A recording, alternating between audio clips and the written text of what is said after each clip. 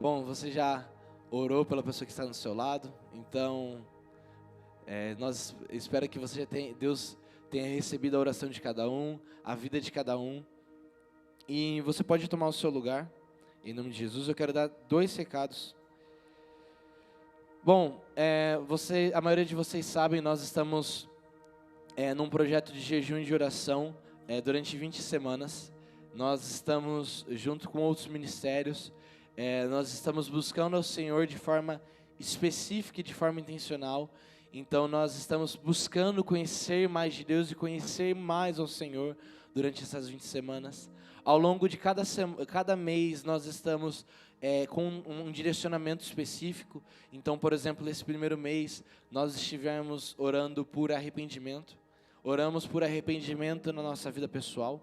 Oramos por arrependimento na nossa vida como igreja. Nós oramos essa semana arrependimento como nação brasileira. E cada semana nós estamos orando sobre isso, nós estamos nos reunindo online para estarmos orando e direcionando as pessoas sobre isso.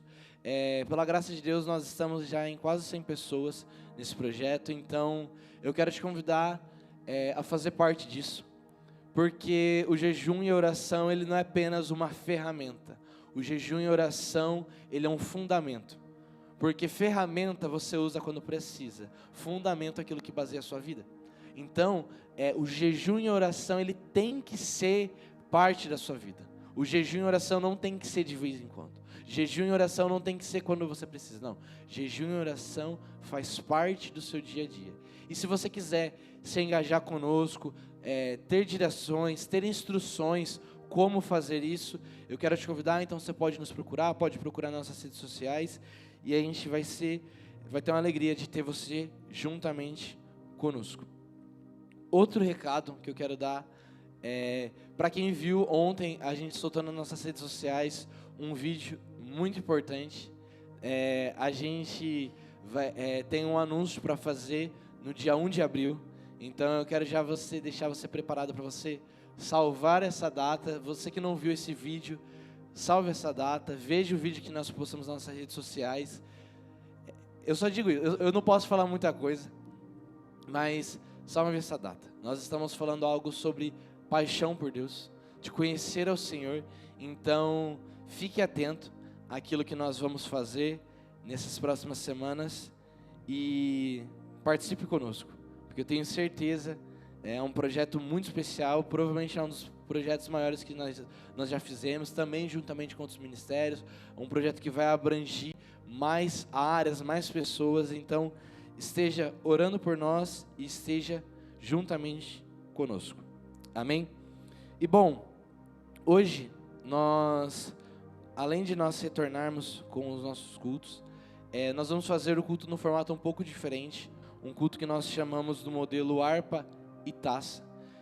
Como que funciona? Geralmente o culto padrão ele funciona de qual formato? Nós temos uma abertura, nós temos o período de louvor e depois nós vamos para o período da palavra.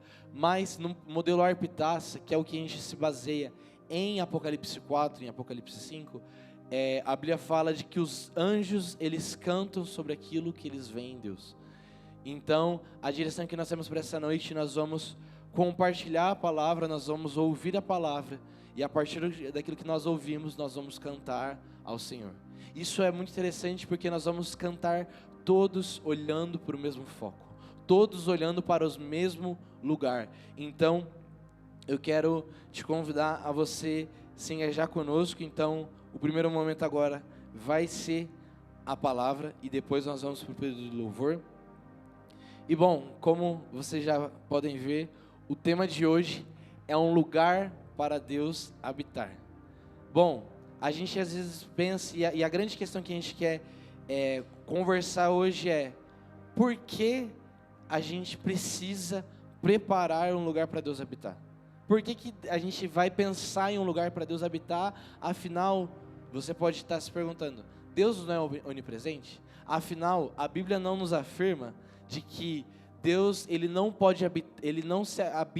se limita a templos feitos por homens, feitos por mãos humanas. Mas existe sim, esses textos eles fazem sentido, eles trazem fundamento para isso, mas a Bíblia também fala de que Deus habita em alguns lugares. Não, e quando a gente fala sobre habitar, Deus habitar em um lugar não é propriamente dito sobre um lugar que Deus vai ficar limitado àquilo.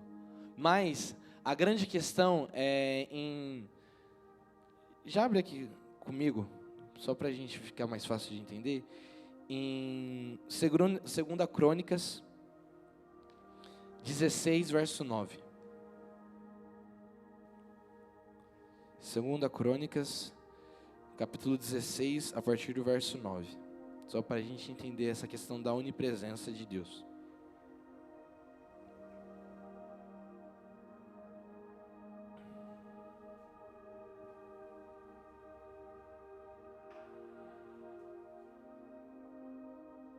Segunda Crônicas, capítulo 16, fala assim: os olhos do Senhor passam por toda a terra, para mostrar a sua força àqueles cujo coração é inteiramente dedicado a Ele. Ou outras versões falam, para se revelar àqueles que o buscam de coração. Então, o que esse texto está nos dizendo? Deus, Ele está em toda a terra? Sim. Ele está presente em toda a terra. Ele é onipresente? Sim. Mas Ele se revela para aqueles que o buscam. A presença de Deus, ela é revelada para aqueles que buscam conhecer ao Senhor.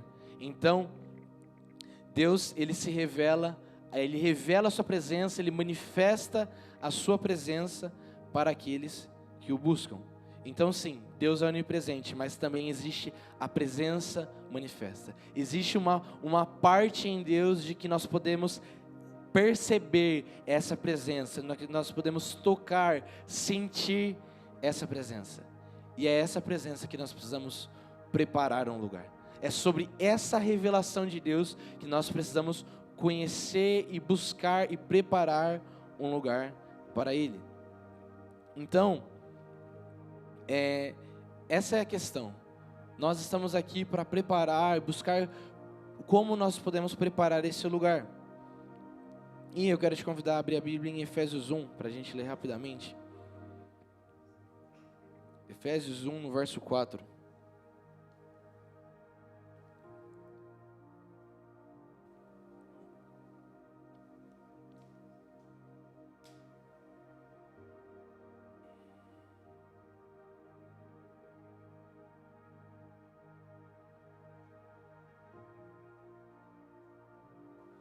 Efésios 1, a partir do verso 4, responde para nós que é uma das questões que tem no coração da humanidade por que nós precisamos de Deus? Porque, afinal, por que Jesus, a Bíblia não fala que Jesus, Ele morreu por nós na cruz, Ele pagou o preço por nós na cruz, Ele fez a obra completa de redenção, mas por que nós ainda necessitamos de Deus? Por que nós ainda precisamos buscar a Deus? Por que nós ainda precisamos conhecer mais de Deus? E Efésios 1:4 diz pra gente assim: mesmo antes de Deus criar o mundo, Deus nos amou e nos escolheu em Cristo para sermos santos e sem culpa diante dele. Ele nos predestinou para si, para nos adotar como filhos por meio de Jesus Cristo, conforme o bom propósito da sua vontade. Então, aqui esse texto está falando para a gente, antes de Deus criar eu e você, antes de Deus criar a terra, em Gênesis 1:1, aí ele fala, Deus nos amou para Ele, Deus nos amou ainda nele, ainda como o Salmo diz, ainda em substância informe, Ele nos escolheu, Ele pensou em cada um dos nossos dias. Então, a grande questão, por que nós precisamos de Deus? Porque nós fomos feitos para Ele. Deus, Ele nos fez diretamente para estarmos com Ele. Ele falou, Ele nos predestinou para si, para nos adotar como filho. Então, ou seja, por que nós existimos? Nós existimos para Deus e para sermos filhos de Deus. Esse é o fundamento do que a Bíblia nos dá. Esse é o fundamento e a resposta de que Deus dá sobre a existência. Muitos se questionam sobre a existência ou não de Deus, mas para mim é muito claro que um Deus soberano, que criou os céus e terra, que criou tudo que há, Ele pensou em nós antes de tudo. E se a gente for observar, gente, ainda sobre a vontade de Deus, se você continuar lá em Efésios, existe algo que Paulo escreve sobre a vontade secreta de Deus. Existe uma vontade secreta de Deus, que no final das contas hoje não é mais tão secreta, porque Paulo colocou na Bíblia, mas Efésios 1:9 diz assim: agora Deus nos revelou sua vontade secreta a respeito de Cristo, isto é, o cumprimento do seu propósito. E o plano é este. Então, o plano secreto de Deus é este. No devido tempo, Ele reunirá sob a autoridade de Cristo tudo que existe nos céus e na terra. Além disso, em Cristo Jesus nós somos herdeiros, pois Ele nos predestinou conforme o seu plano, faz com que tudo ocorra de acordo com a sua vontade. O propósito de Deus era que nós, os primeiros a confiar em Cristo, louvássemos a Deus e dessem a glória.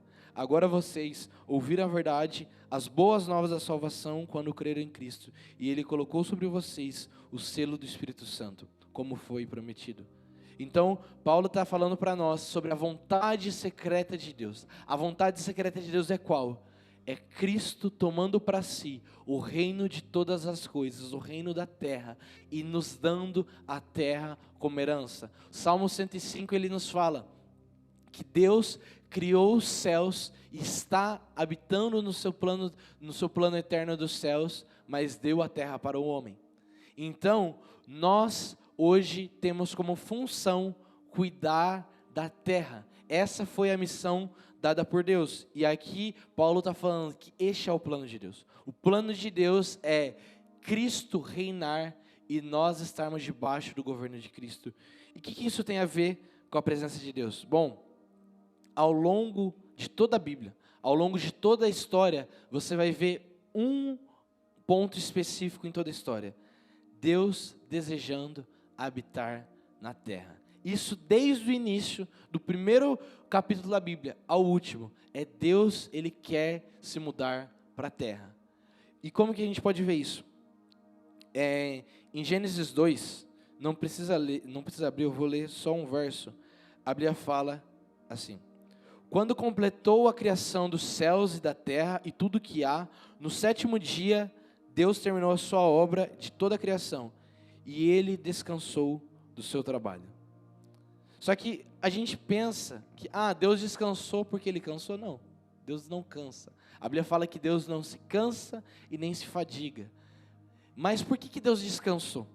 Na verdade, esse texto, se você for ver, ele está a palavra, no original, no aramaico, no hebraico, ele está Shabá. Shabá significa repouso.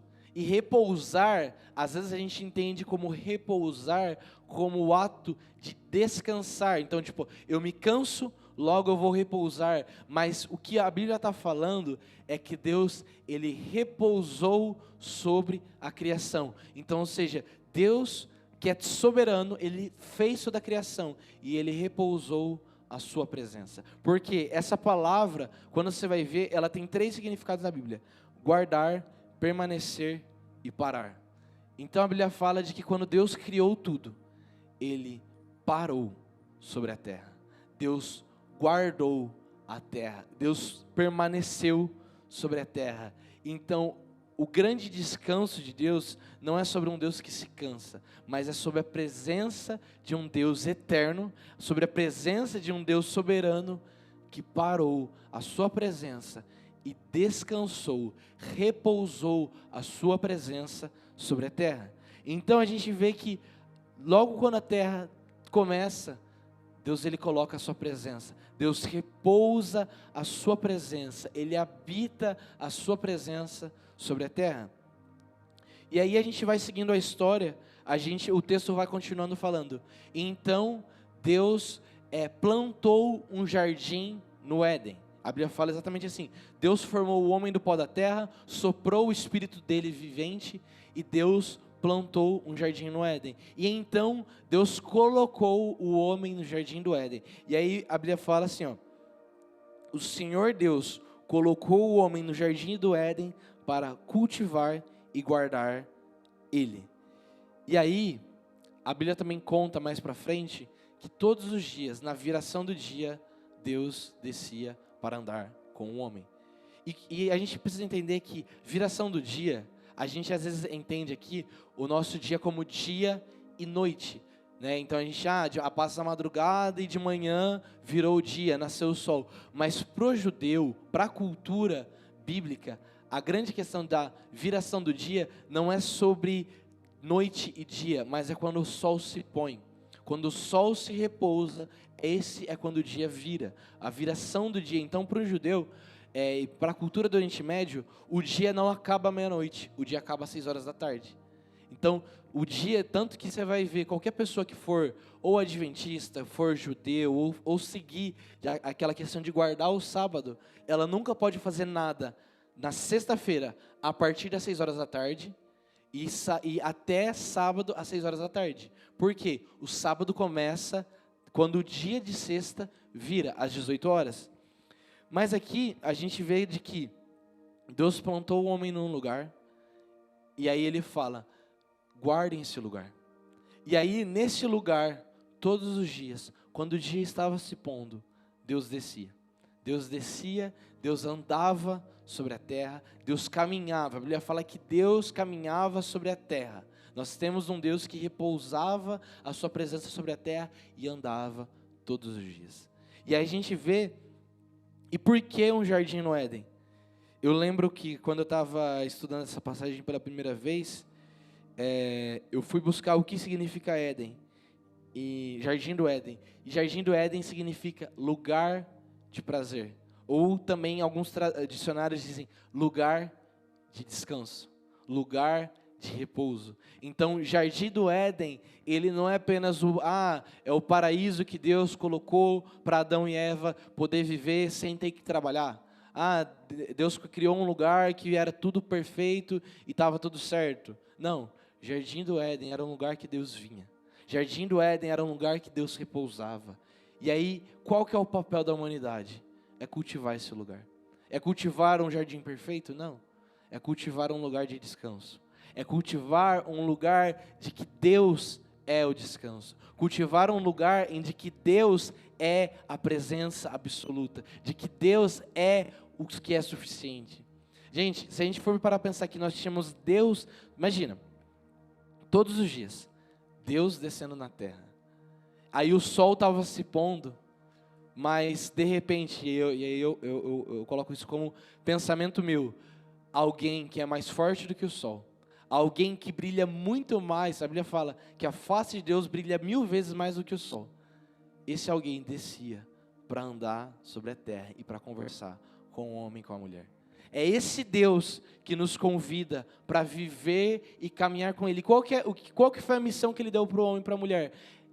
Ele falou: cuidem e cultivem esse lugar. Cultivem esse lugar de repouso. Cultivem esse lugar onde eu venho. Mas então, o que acontece? O homem e a mulher, eles pecam. E quando eles pecam, a Bíblia fala que houve uma separação entre o homem e Deus. Existia um caminho e aquele caminho foi rompido. Existia uma proximidade e um abismo foi aberto. Mas aquele caminho foi aberto. E aí Deus estava distante dos homens. Os homens estavam distantes de Deus. Só que mesmo assim, quando aquele dia estava escuro, porque imagina só, Deus ele sabia, e sabia plenamente, quando Adão e Eva pecou, Deus não foi pego de surpresa. Deus ele sabia que Adão e Eva tinham errado. Deus sabia que Adão e Eva tinham falhado. Mas Deus, ele desce da mesma forma, ele desce como se nada tivesse acontecido e pergunta. E a Bíblia fala, e Adão se escondeu da presença do Senhor. Então, ou seja, Deus estava ali. Existia um lugar de descanso, mas Adão, por causa do pecado, se escondeu, ele fugiu da presença. Então, Adão, por causa do pecado, ele se ausentou desse lugar de repouso. E aí Deus perguntou: Adão, onde você está? Onde vocês estão? E essa é a pergunta que Deus ele faz para nós. Onde está o nosso coração? Onde estamos nós, se não longe desse lugar de repouso? Onde estamos nós, se não longe desse lugar da presença de Deus? Só que quem foi procurar o homem não foi Deus, não foi o homem. Quem foi procurar Deus não foi o homem, mas foi Deus que procurou o homem. Depois, mais para frente, Deus procura Abraão, Deus procura Isaac, Deus procura Jacó. E a gente vê série de vezes, várias vezes, não é o homem indo a Deus, mas ao longo da história é Deus indo até o homem. E por que que Deus perfeito, por que que Deus soberano, por que que Ele insiste em ir atrás do homem? Por que que Deus ele foi atrás de Moisés, que era um assassino? Por que que Deus foi atrás de Abraão, que era mentiroso? Por que que Deus foi atrás de Jacó, que era um traidor? Por que que Deus foi atrás de pessoas falhas? Porque Deus queria estabelecer um lugar de descanso. Deus queria estabelecer e revelar a sua presença entre os homens. Então, e aí, um dia, acontece que o nome do Senhor ele já não estava sendo mais invocado no meio das pessoas. Então, as pessoas elas esqueceram totalmente da presença de Deus. E aí, essa época o povo estava no Egito, mas Deus ele decide resgatar o povo. Existia essa separação, então Deus ele resgata esse povo. E ele levanta Moisés, um homem pecador. Ele levanta Moisés, que era um assassino. Moisés que vivia numa cultura totalmente o oposto. Moisés ele foi criado e ensinado dentro de uma cultura totalmente depravada, na cultura do Egito. Então, uma cultura de sacrifícios, de ídolos, de imagens totalmente deturpadas.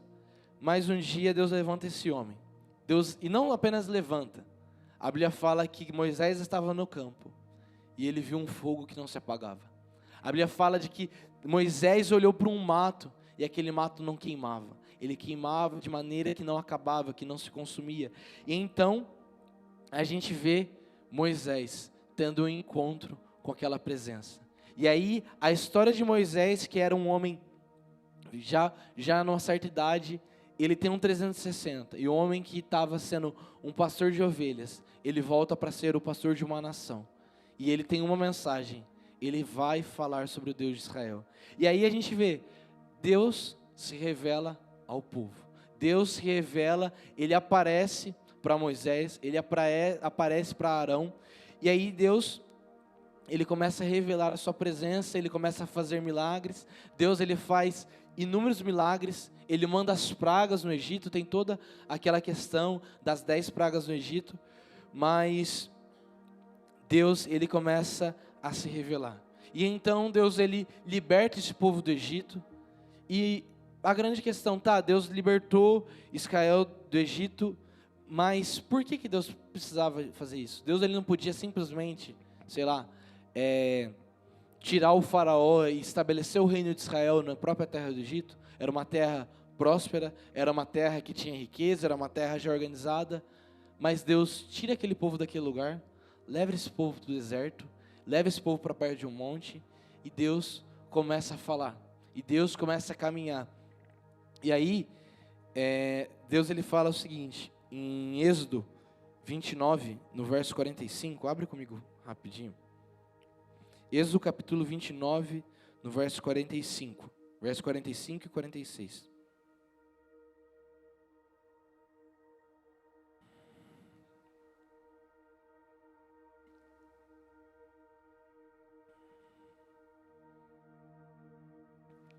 Êxodo 29, verso 45 e 46.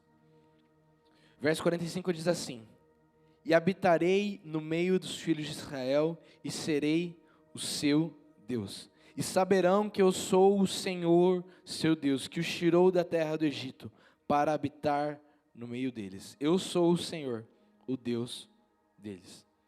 Por que Deus foi ao encontro do povo de Israel?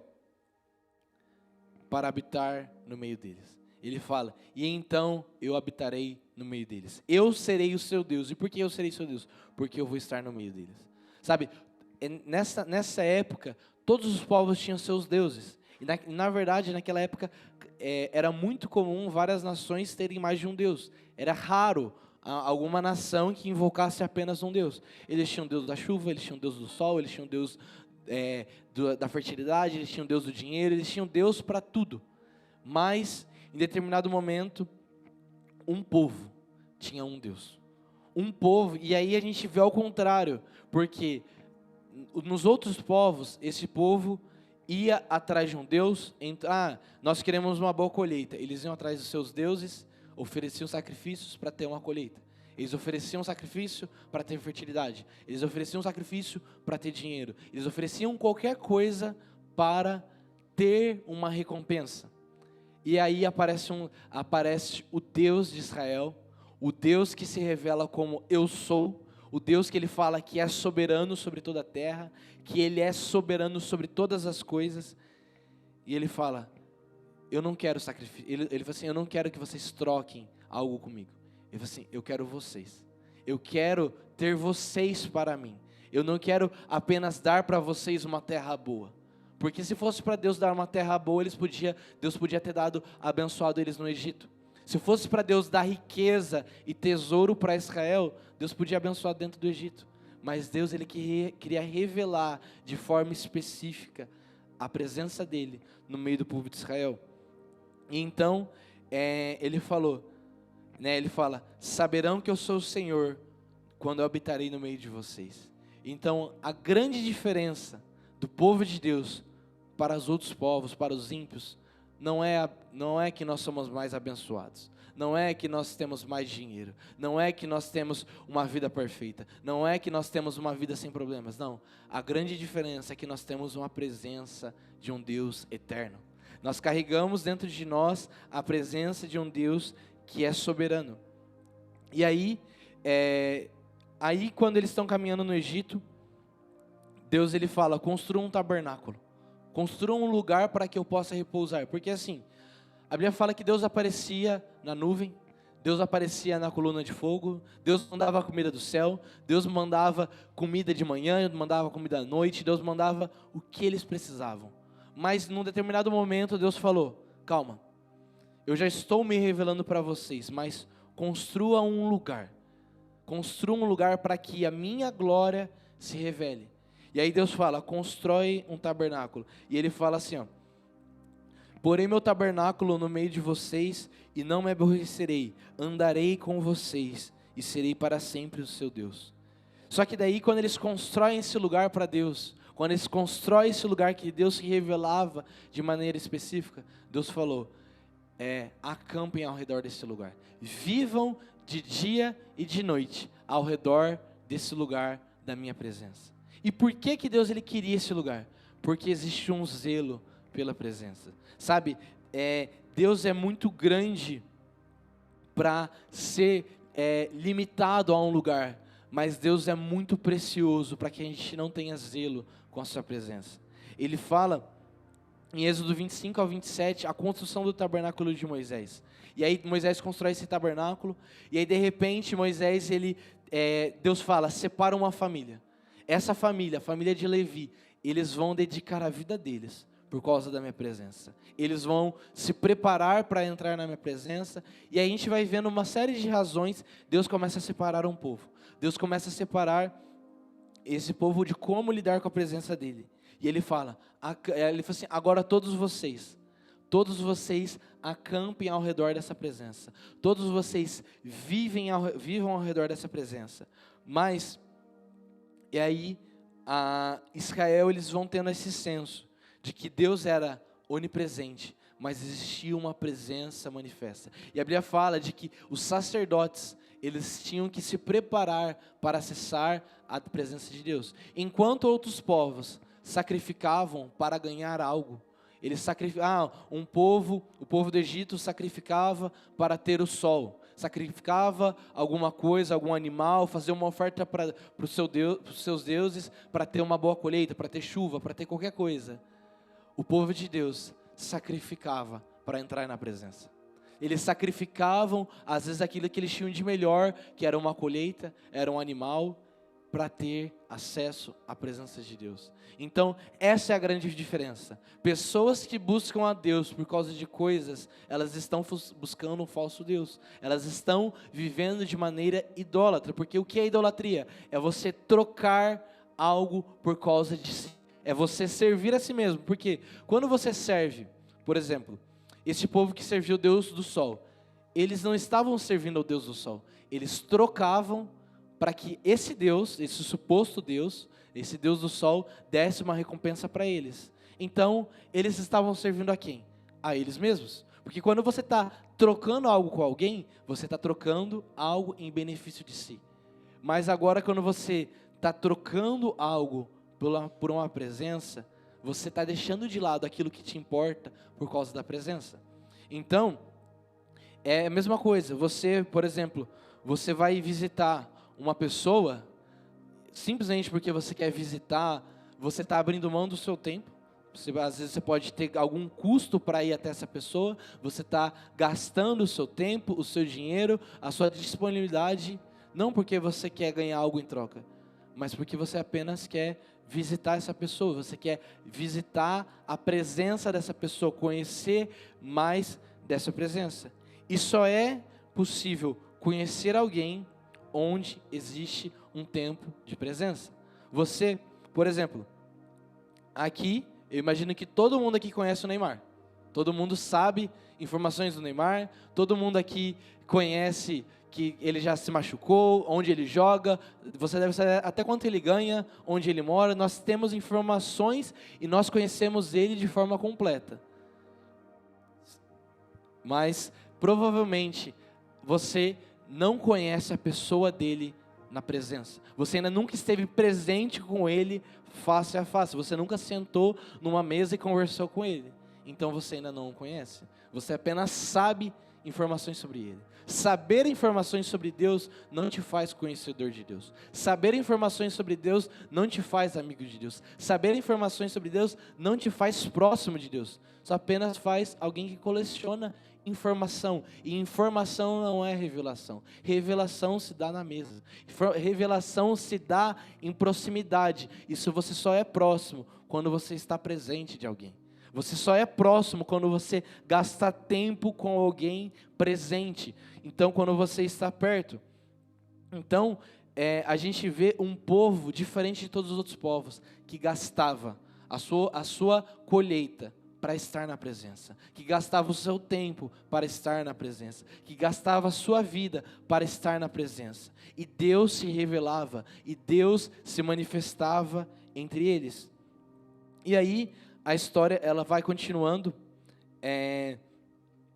e aí, em um dia Davi, ele começa a reinar, e Davi, ao longo que ele começa a reinar,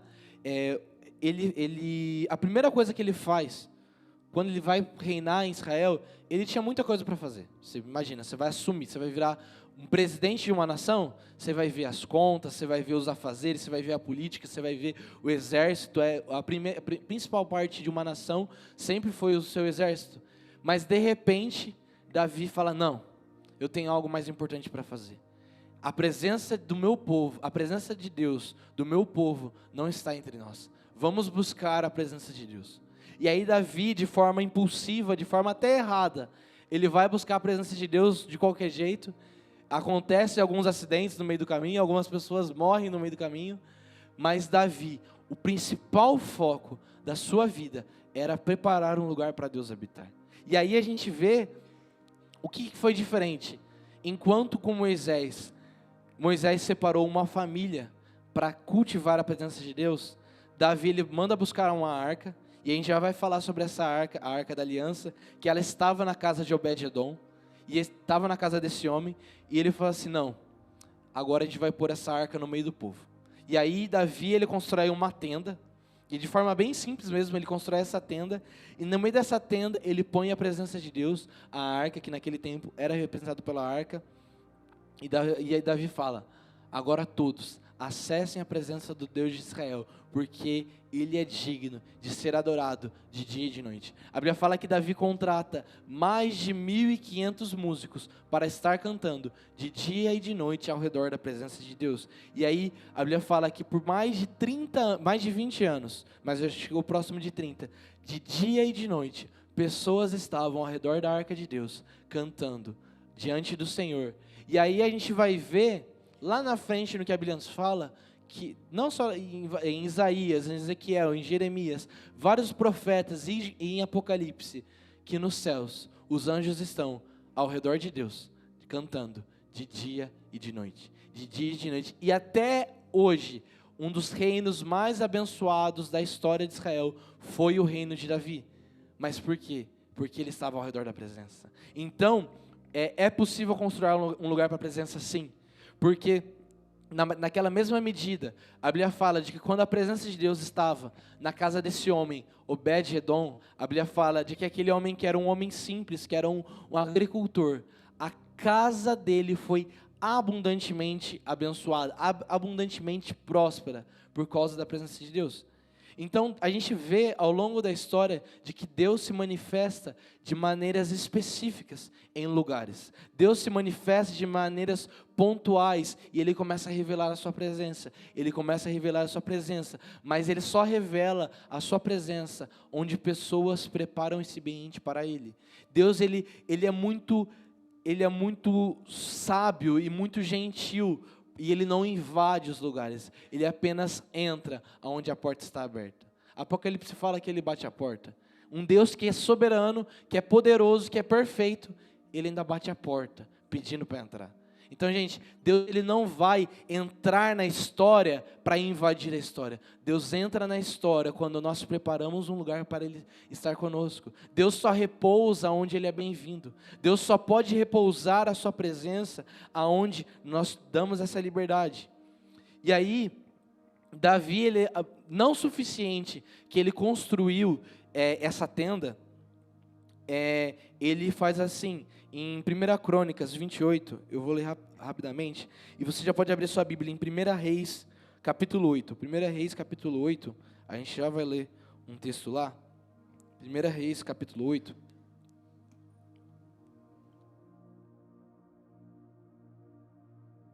Mas em 1 Crônicas, que eu só vou citar, a Bíblia fala assim: Davi se pôs em pé e disse: meu povo, me escutem.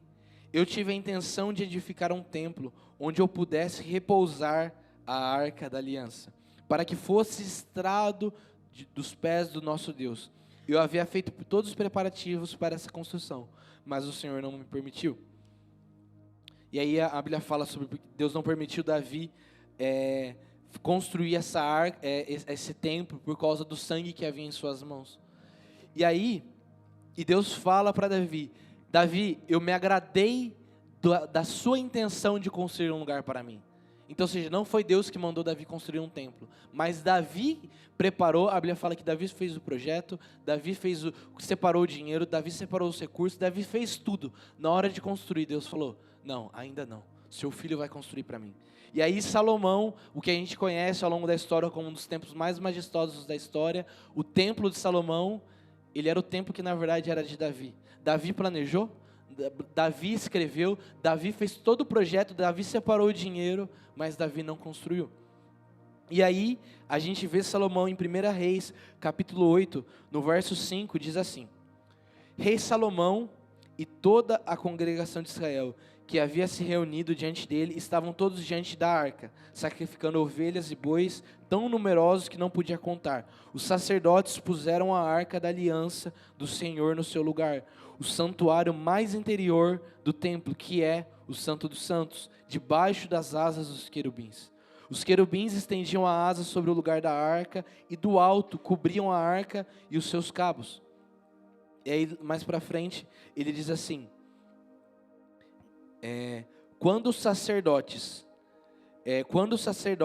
saíram do santuário, que era o templo de Salomão, uma nuvem encheu a casa do Senhor, de maneira que os sacerdotes não puderam permanecer ali para ministrar por causa da nuvem, porque a glória do Senhor encheu todo o templo. E aí, no verso 12, Salomão diz assim: o Senhor declarou que habitaria em nuvens espessas. Outras versões falam em trevas espessas. Daí ele continua: na verdade, edifiquei uma casa para a tua morada, lugar para a tua eterna habitação. Depois que o rei voltou o rosto e abençoou toda a congregação que se mantinha de pé, Salomão disse: bendito seja o Senhor. Então, o que a gente vê? Davi fez um projeto, uma próxima geração, que era a geração de Salomão, executou esse projeto, e a Bíblia fala: e Deus veio. Deus ele já era soberano, Deus já era onipresente, mas a Bíblia fala que naquele momento Deus veio com a sua presença e ele repousou. A Bíblia fala que ninguém conseguia ficar de pé diante da presença de Deus. E a Bíblia fala que muitos não conseguiam nem entrar mais no templo, porque a presença de Deus encheu toda a casa. A presença de Deus encheu todo o templo. Em Isaías 6, Isaías relata a mesma coisa. Ele viu a Deus e a presença de Deus enchia todo o templo, enchia toda a casa. Então a gente vê que mesmo Deus estando em todo lugar, existem momentos quando Deus ele desce, toda a terra é abalada pela sua presença. Pessoas são abaladas pela presença de Deus. Corações são abalados pela pessoa de Deus. Então a gente vê de que existem lugares que Deus, por um momento, ele desce e ele fica. E a grande questão é: como saber ou como se tornar esse lugar para que Deus possa vir? Sabe, em vários momentos na história, Deus, ele desce. A Bíblia fala que Deus desceu em Atos 2 e a sua presença de maneira soberana reinou e pairou sobre aquele lugar. Então, a gente vai vendo nisso, e aí, em 1 Reis ainda, no capítulo 8, no verso 27, ele continua assim, ó: mas será de fato que Deus poderia habitar na terra? Eis que os céus, até o céu dos céus não podem te conter, muito menos esse templo que eu edifiquei. Então aqui a gente vê Salomão falando: Deus é muito grande e ele não vai se limitar a esse templo. Mas mesmo assim Deus encheu um templo. Então sim, Deus ele é soberano e gigantesco, mas Deus ele paira sobre alguns lugares. Deus ele se manifesta em alguns lugares. E aí a gente vê de que ao longo da história, Deus ele se manifesta em lugares que tem algumas características, lugares que existe zelo pela sua presença, existe tempo dedicado à sua presença e existe um coração submetido à sua palavra e submetido à sua vontade. Davi podia muito bem ter planejado um templo e ter construído um templo, mas Davi, ele submeteu à vontade do Senhor. Ele falou: não, tudo bem. Imagina um rei, porque um dos grandes feitos de todos os reis da terra é sempre o quê? É construir um templo. A gente vê os templos de vários reis ao longo de todas as nações. Esse era o rei, era o templo do rei tal, era o castelo de tal rei, era o castelo de tal rei. Mas Davi, ele constrói, e na hora de construir um lugar, Deus fala não, e Davi obedece. Então, Deus ele habita num lugar de obediência. Deus ele visita pessoas que estão submetidas à tua palavra e submetidas à sua presença. Então, Deus ele habita nesses lugares. Isaías 57:15, não precisa abrir. O profeta Isaías ele escreve assim: porque assim diz o alto e sublime, que habita na eternidade, cujo nome é santo. Habito no alto lugar e no santo lugar, mas habito também com o contrito e abatido de espírito, para vivificar o espírito dos abatidos e vivificar o coração dos contritos. Então, Deus está falando de que Ele habita no meio daqueles que têm um coração humilde diante da sua presença. E a gente vê de que a Bíblia fala que Deus não resiste a um coração quebrantado diante da sua presença. Então, irmão, se você quer preparar um lugar para Deus habitar, nós precisamos ter humildade e reconhecer de que Deus é soberano. Nós precisamos ter a humildade de quebrantar o nosso coração diante da presença. E já caminhando para o final, a gente vê de que em vários momentos na história, agora contando da nossa história enquanto humanidade, Atos 2, Deus desce soberanamente, o Espírito Santo tinha 150 pessoas. Mas antes de ter 150 pessoas, tinha 500 pessoas na comunidade da igreja primitiva. E aí, por algum motivo, alguns foram embora, alguns deixaram, e tinha 150 pessoas.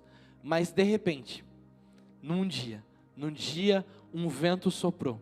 Um vento impetuoso soprou, e aí a presença de Deus desceu sobre aquele lugar.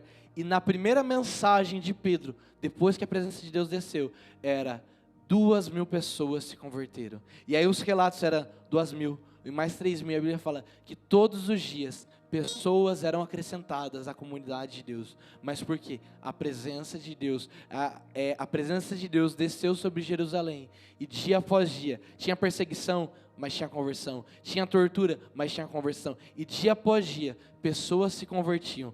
Pessoas estavam submetidas à presença do Senhor. E aí, ao longo da história, você vai vendo isso. A gente vai ver os relatos do que nós chamamos hoje de avivamento. Dentro da igreja católica, Deus descia em alguns momentos. E comunidades inteiras eram tocadas pela presença de Deus. Mas eu quero já pular para um momento da história, em torno de 1903. 1903, a gente ouve falar da história do país de Gales. Um país que é menor do que o Paraná. Um país que chega a ser até insignificante como país até os dias de hoje, que até para algumas organizações nenhum país é considerado. Mas a história fala que um homem, um menino, chamado Ivan Roberts, ele começou a orar: Deus, visita Gales. Deus, venha nos visitar. E ele começa a orar: Espírito Santo, dobra-nos. Ele fala: Espírito Santo, venha e faça a tua vontade. E soberanamente, em um determinado momento, Deus, esse menino no sul do país, ele começa a orar. Ele fala assim: Deus, levantem pessoas que preparem um lugar para o Senhor habitar. Essas são as orações que nós temos escritas desse homem. E aí a gente vê ele orando: Deus, prepara pessoas para que possam zelar para a tua presença. E ele ora especificamente, tem uma oração específica dele que fala: Deus, levante pessoas no norte do país para que também preparem um lugar para o Senhor. E soberanamente, existiam pessoas no norte do país de Gales orando: Deus, preparem pessoas para que no sul do país estejam orando pela sua presença. E aí, num determinado momento, pessoas no sul estavam orando para que Deus viesse. Pessoas no norte estavam orando para que Deus viesse. E num determinado momento, esse povo se encontra. E aí a Bíblia fala que Deus desceu sobre uma cidade. Deus desceu sobre um país. E a gente vê almas e almas convertidas. Relato de mais de 100.000 pessoas em apenas 6 meses foram convertidas ao Senhor. E não tinha, muitas vezes não tinha pregação, era apenas oração. Muitas vezes era apenas silêncio. Muitas vezes já era apenas a presença de Deus vinha. E as pessoas, dia após dia, reuniões que duravam meses e não acabavam. E a Bíblia fala, e a história fala, que em 6 meses a polícia chegou a um momento que ficou fechada, porque não havia mais crime. Você consegue imaginar que um país, a polícia não tinha mais trabalho, a polícia não tinha mais o que fazer, porque Deus se mudou para aquela cidade, para aquele país, para aquela região. E a gente vê, e aí isso começa a tomar uma proporção, essas notícias começam a acontecer e sair nos jornais, e essa notícia chega nos Estados Unidos. Isso, gente, são relatos históricos. Se for pesquisar nos livros da história, nós temos esses relatos. E aí essa notícia chega nos Estados Unidos. E aí alguns homens falam: Deus, faz o que o Senhor fez em Gales, faz na América.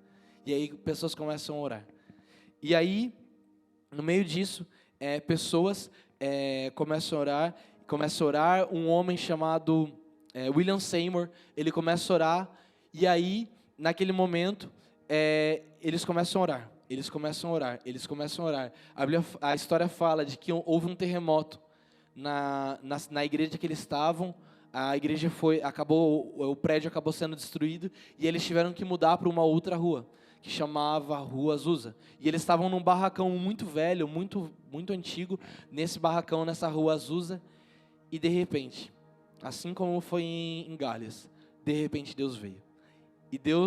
E assim, a gente entende que Deus está em todo lugar, o Espírito Santo, mas quando Deus vem, Ele vem em lugares. Quando o avivamento vem, o avivamento ele tem endereço. Quando Deus veio, Ele veio em Jerusalém, no cenáculo.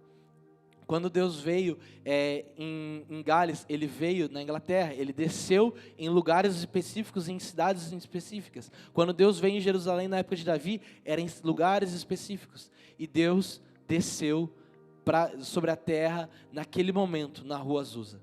E naquele momento a gente começa a ouvir relatos da história, de algo tão poderoso que a história fala, que quando as pessoas entravam naquela rua, não era nem perto daquela igreja, não. Quando elas entravam na rua, a 3, 4 quadras de distância, as pessoas elas começavam a chorar.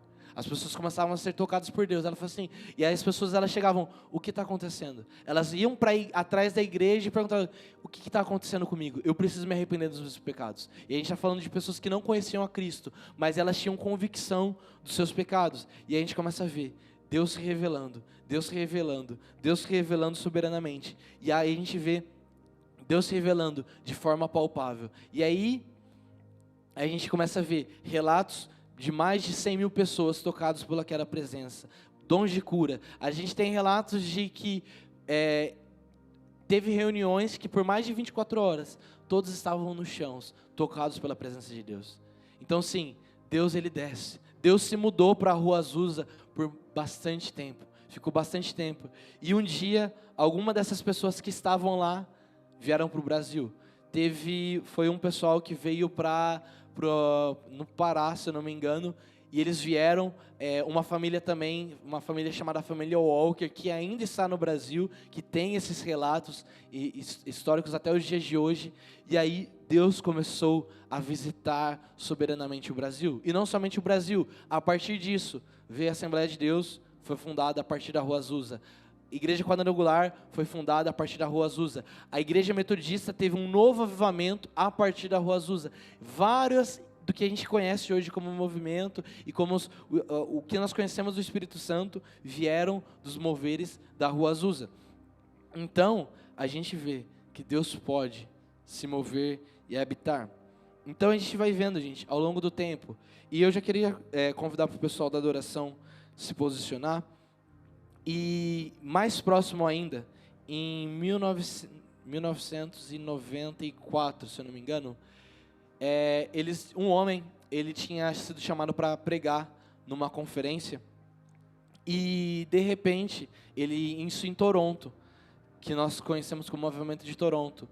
Esse homem, ele chamava Randy Clark, ele era um pastor, que ele apenas pregar numa conferência, apenas pregar num culto, apenas fazer mais um culto normal, como um evangélico padrão.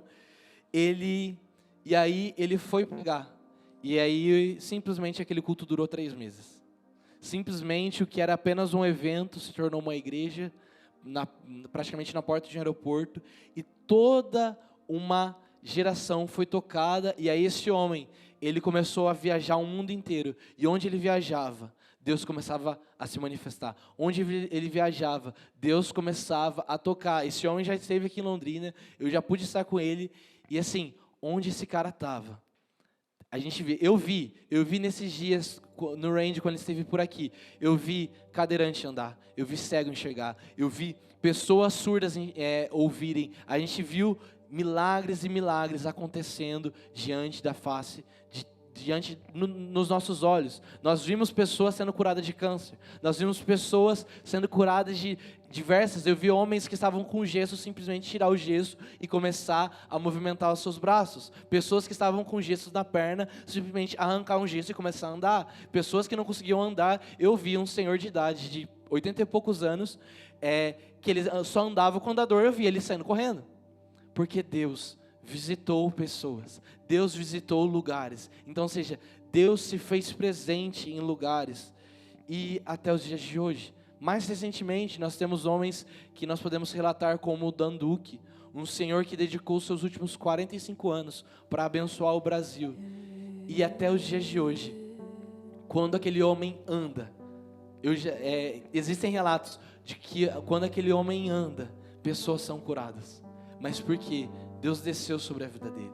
Então, gente, Deus pode descer, Deus pode, Ele pode nos visitar, Deus pode transformar, mas a grande pergunta é se o nosso coração está aberto, se o nosso coração está disponível, se o nosso coração quer.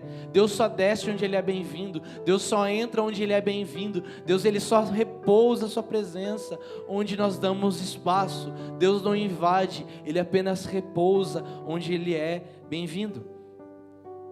E eu queria ler com você um último texto, 2 textos, Salmo 132, Salmo 132, então eu vou abrir ele inteiro aqui, para a gente ler junto, que é o voto de Davi. Eu quero te convidar a fazer esse voto.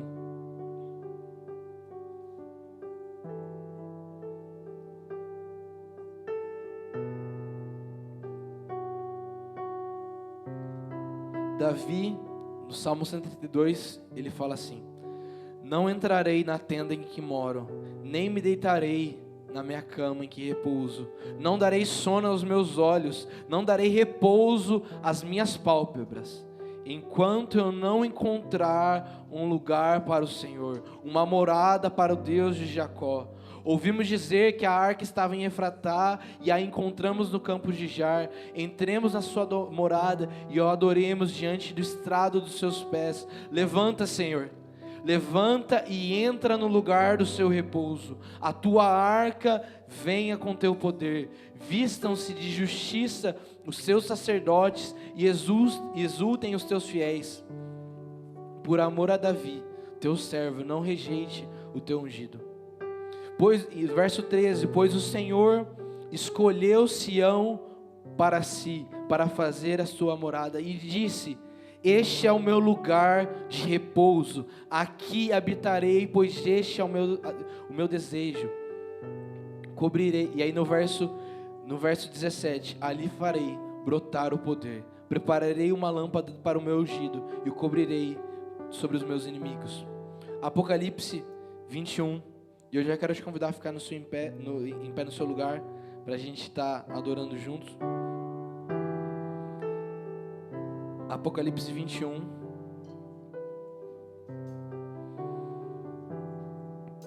Eu quero já te convidar a pôr a mão no seu coração e fechar os seus olhos, e eu vou ler o que João nos relata. Diz assim: eu vi uma cidade santa, que descia do céu da parte de Deus, preparada como uma noiva para o seu noivo. Eis o tabernáculo, eis a presença de Deus com os seus seres humanos, Deus habitando com eles, e eles serão o povo dele. Deus estará, Ele vai enxugar a lágrima de todos os olhos, Ele vai enxugar, não vai existir mais morte, não haverá mais luto, não haverá mais dor, não haverá mais pranto, porque as primeiras coisas se passaram. Eis que aquele que estava no trono disse: eis que faço novas todas as coisas. Escreva essas coisas, porque são fiéis e verdadeiras. E último texto, em Apocalipse 22, ele fala: nunca mais haverá qualquer maldição, porque nela estará o trono de Deus, o Cordeiro. Os servos do Senhor contemplarão a sua face, e a sua testa terão gravado o nome dele, e já não haverá noite, não precisarão mais da luz, e nem de lâmpadas, nem da luz do sol, porque o Senhor brilhará sobre eles, e reinarão para todo sempre. Jesus, o Senhor nos prometeu que o Senhor viria. O Senhor nos prometeu, Jesus, de que o Senhor nos visitaria onde nós preparássemos um lugar para Ti. Jesus, encontre em nós, no nosso coração, um lugar para a Tua presença. Jesus, encontre em nosso coração, Pai, um lugar para que o Senhor possa habitar. Jesus, encontre um lugar para que o Senhor possa repousar a Tua presença. Jesus, encontre em nós um lugar para que o Senhor faça o Teu descanso, Pai. Jesus, desça. Jesus, nós não queremos, Pai, os Seus milagres, nós queremos Você. Jesus, nós não queremos as Suas bênçãos, nós queremos Você. Jesus, nós não queremos as Suas mãos, nós queremos a Sua presença, Jesus. Jesus, tudo nós consideramos como perca, comparado a termos a Sua presença. Pai, nós fazemos a oração de Davi, nós não daremos descanso aos nossos olhos, nós não daremos descanso às nossas pálpebras, nós não nos deitaremos se nós não formos tocados pela Tua presença, Pai. Senhor, nós não daremos descanso ao nosso corpo se o Senhor não nos tocar. Espírito Santo, vem. Espírito Santo, Tu tens toda a liberdade. Espírito Santo, reina sobre nós. Espírito Santo, reina sobre nós, hoje e sempre.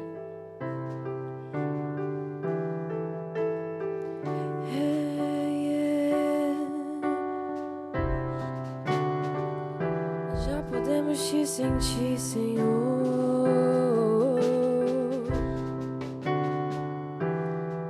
Glória a Deus. E baseado no que a gente ouviu, eu quero te convidar a vir aqui pra frente, para nós adorarmos juntos, mais pertinho. Pode vir aqui pra frente, gente. Vamos adorar a Jesus.